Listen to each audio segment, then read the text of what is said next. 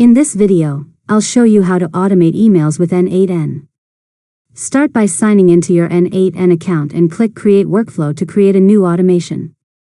Next, click Add First Step and choose a trigger for your workflow.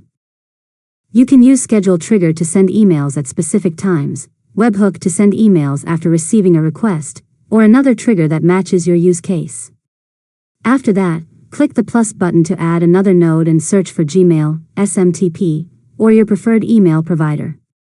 Now connect your email account by creating the required credentials and authorizing N8N to access your account. Next, select the Send Email operation. After that, fill in the email details.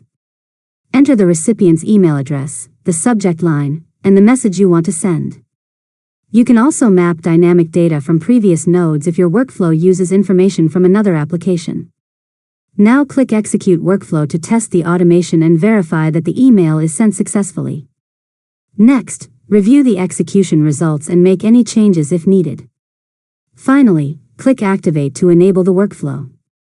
Your emails will now be sent automatically whenever the selected trigger runs. And that's it. You've successfully learned how to automate emails with N8N. If you found this tutorial helpful, make sure to subscribe to Learn ModeLab for more tutorials.